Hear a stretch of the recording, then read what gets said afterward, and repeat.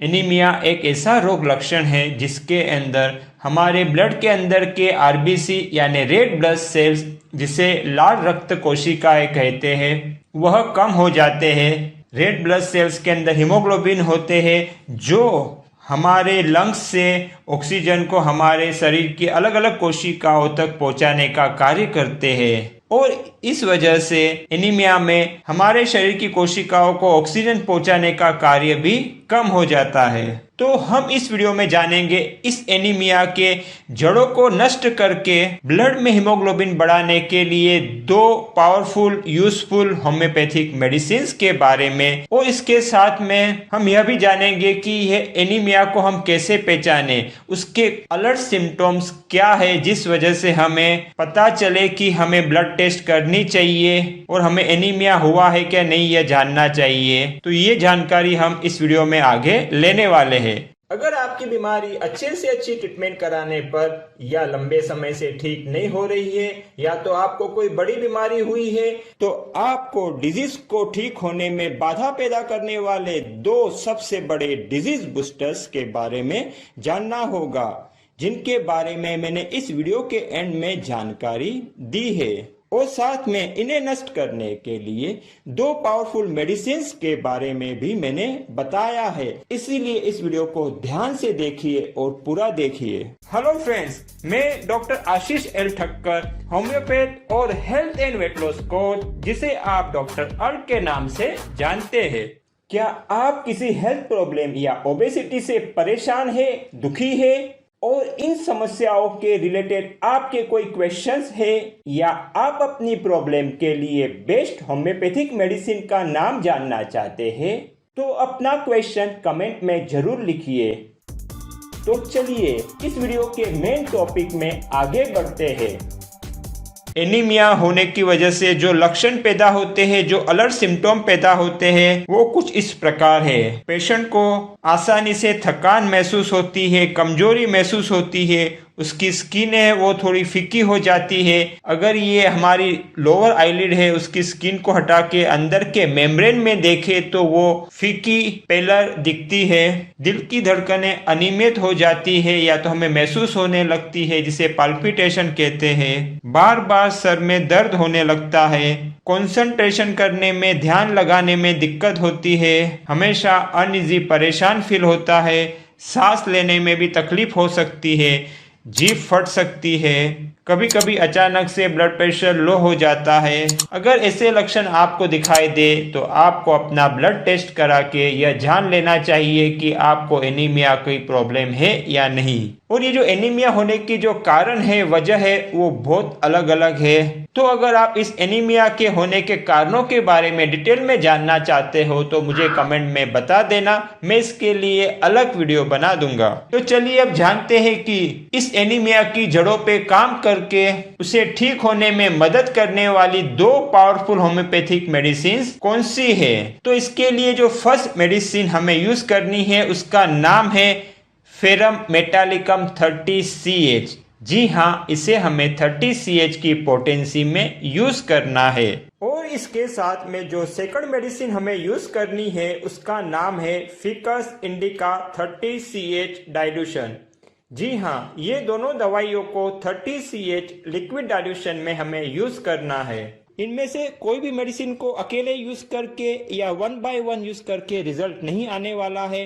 Best result के लिए इन दोनों दवाई को साथ में शुरू करना है और यूज करना है, तो ही आपको बेस्ट रिजल्ट मिलेगा। इस मेडिसिन को कितने मंथ तक लेना है, आपकी यह बीमारी कितनी तीव्र है, कितनी पुरानी है, और आपको ये 2 महीने में मेडिसिन द्वारा कितना फर्क पड़ा है, इन 3 फैक्टर्स पर यह दवाई को कंटिन्यू करना कि नहीं करना इसका आधार होता है।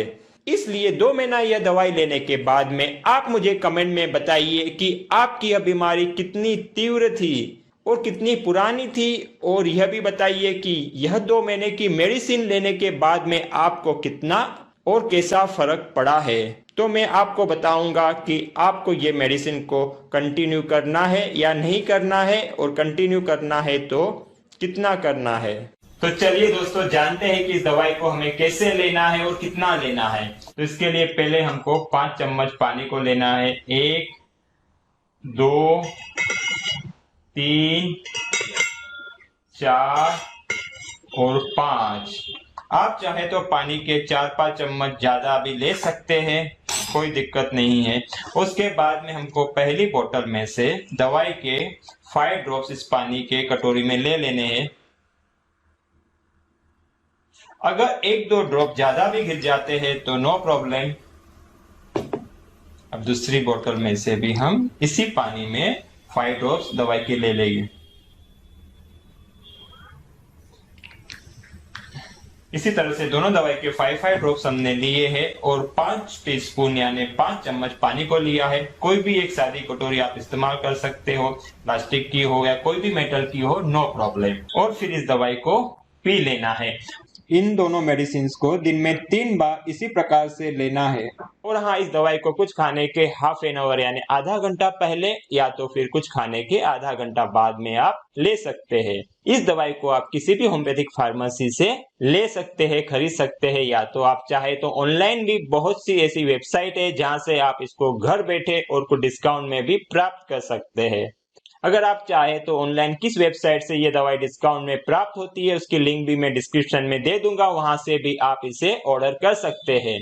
इस दवाई को कितना लेना है, कैसे लेना है, ये तो हमने जान लिया, लेकिन इसके साथ में होम्योपैथिक दवाई लेने के और भी कुछ नियम है। इसके बारे में जानकारी देने के लिए मैंने अलग वीडियो बनाया है जिसकी लिंक डिस्क्रिप्शन में भी है, और आप आई बटन दबाओगे तो वहां पर भी आपको वह वीडियो मिल जाएगा, तो उसे भी आप अवश्य देखिए। अगर आपकी बीमारी अच्छे से अच्छी ट्रीटमेंट कराने पर या लंबे समय से ठीक नहीं हो रही है, या तो आपको कोई बड़ी बीमारी हुई है, तो आपको डिजीज को ठीक होने में बाधा पैदा करने वाले 2 सबसे बड़े डिजीज बूस्टर्स के बारे में जानना होगा।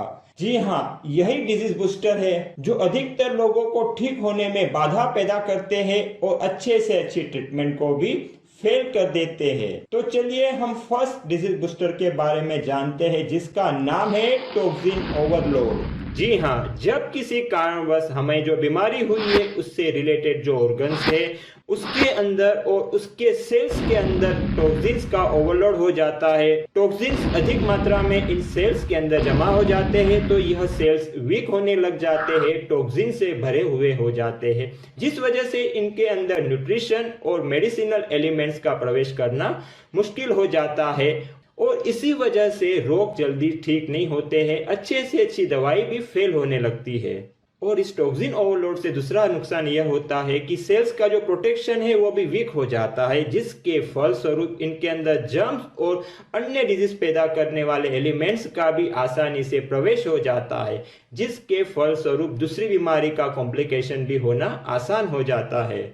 और अब हम जानेंगे सेकंड डिजीज बूस्टर क्या है।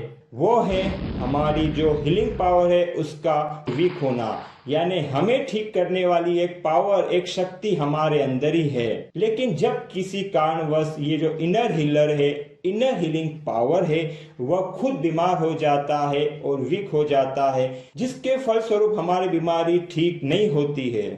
तो इसीलिए अगर आपको बीमारी की जड़ों को नष्ट करना है तो आपको अपनी जो रिमेडी सिस्टम है उसमें ट्रांसफॉर्मेशन लाना होगा। तो ये रिमेडी सिस्टम क्या है? रिमेडी का सिंपल सा मीनिंग है मेडिसिन या दवाई जो आप इस्तेमाल करते हो, तो आप जो दवाई इस्तेमाल करते हो उसमें ट्रांसफॉर्मेशन लाना जरूरी है। तो ये ट्रांसफॉर्मेशन क्या लाना है हमें? तो उसके लिए सिंपल सा है, आप जो भी ट्रीटमेंट कर रहे हो, जो भी ट्रीटमेंट आपको योग्य लग रहा है वो कीजिए, लेकिन उसके साथ में ये जो हीलर है या तो आपका हीलिंग पावर है उसको, और जो आपकी डिटॉक्स की प्रक्रिया है उसको बूस्ट करने के लिए भी रेमेडी लेना बहुत जरूरी है। और इसीलिए इस वीडियो में मैं आपको 2 पावरफुल हीलिंग और डिटॉक्स बूस्टर बताने वाला हूं जो पूर्ण रूप से सेफ है, और ये है होम्योपैथिक रेमेडी और होम रेमेडी के रूप में। तो चलिए सबसे पहले हम healing and detox booster homeopathic remedy के बारे में जानते हैं, और इस रेमेडी का नाम है फिकस इंडिका। जी हाँ, यह एक ऐसी रेमेडी है जो हीलिंग प्रोसेस को और डिटॉक्स की प्रोसेस दोनों को बूस्ट करने के लिए जबरदस्त काम करती है, आपको मदद करती है। और इसीलिए मैंने इस वीडियो में आपको जो मेन डिजीज की दवाई बताई है उसके साथ में फिकस इंडिका यह दवाई लेने को भी कहा है।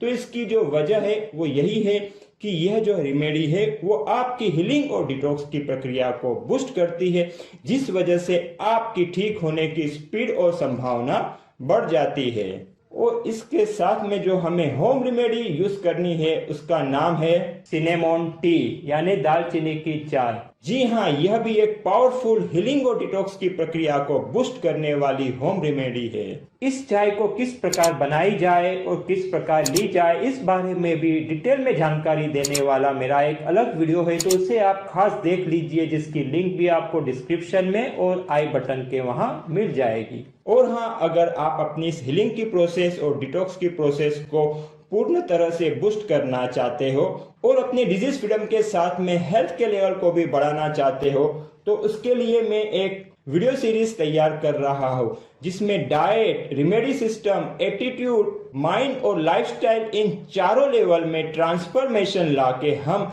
इस हीलिंग और डिटॉक्स की प्रक्रिया को बहुत ही अच्छे से या पूर्ण रूप से बूस्ट करते हैं, और जिसका जो परिणाम आता है वो एकदम मैजिकल आता है। तो इस वीडियो सीरीज के बारे में सबसे पहले जानने के लिए नीचे के सब्सक्राइब के लाल बटन को और बेल आइकॉन को अवश्य दबाएं, ताकि इस सीरीज के बारे में आपको सबसे पहले पता चले। पूरा वीडियो देखने के लिए धन्यवाद। अच्छा लगा हो तो लाइक और शेयर अवश्य करें, और अब तक सब्सक्राइब न किया हो तो नीचे के लाल बटन को दबाकर कर दीजिए और बेल आइकॉन को भी अवश्य दबाएं, क्योंकि मेरे हर नए वीडियो के बारे में आपको सबसे पहले पता चले। Stay connected, stay healthy, grow happy.